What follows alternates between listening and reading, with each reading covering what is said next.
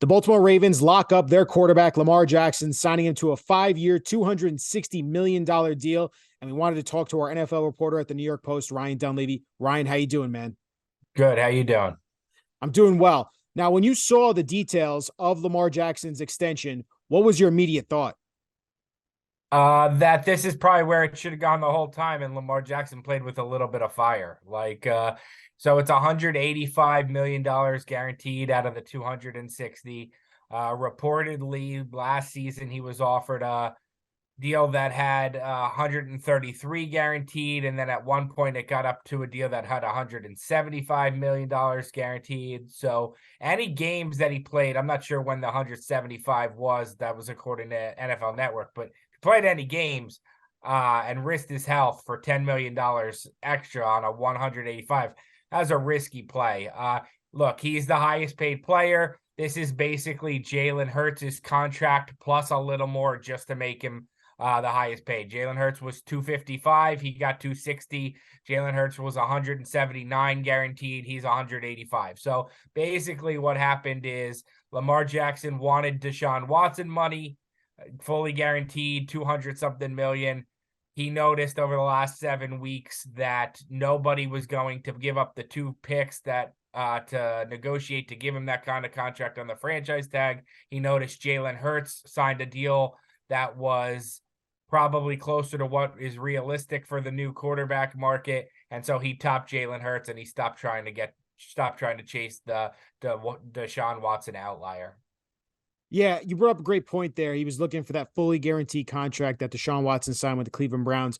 When you ultimately look at this deal that he got, he is now looks like he's going to be the highest paid player in NFL history per year. And I wanted to ask you, do you think that ultimately Lamar won in these negotiations, even though he didn't get that fully guaranteed contract? Yeah, sure. I mean, again, I think he played with a little bit of fire. I mean, I guess it's easy for me to look in another man's pockets, but like to go from, 250 to 260 or to go from 170 guaranteed to 180, I think there was a little risk there to wait that long to do that.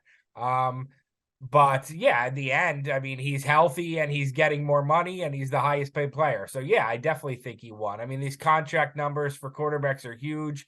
I mean, obviously that's life-changing money. He would have been playing on a $32 million number this year, and God forbid he got hurt or something and his career altered, he would have never got this anywhere near this again. So yeah, I think it's a huge win for Lamar Jackson. I just think he probably could have taken 95% of this a little while ago, and that would have been a win too.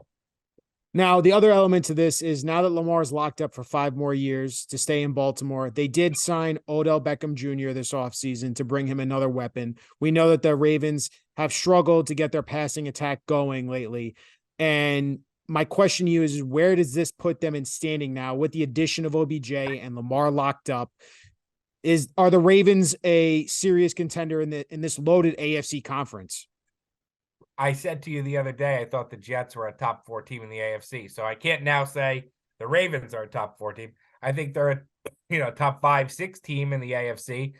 They added Odell. I don't know what Odell is at this point. The key is Lamar Jackson's contract structure is going to lower his cap hit this year from what it was yesterday, the 32.4, give them a little more breathing room so they could make a trade this weekend or before the season and add another weapon, whether that's Brandon Ayuk or DeAndre Hopkins, who it looks like is going to be on the move tonight, or whether that's Stephon Diggs, but I don't think the Bills are going to trade to the Ravens in conference. Brandon Ayuk, maybe Chris Godwin or Mike Evans from Tampa Bay, somebody like that. I think that puts Baltimore in a position to be aggressive. Well, we're going to see the NFL draft start tonight, round 1. The Ravens are picking 22, but they did lock up their quarterback for 5 more years. Ryan Dunleavy, thank you as always, man. Thanks.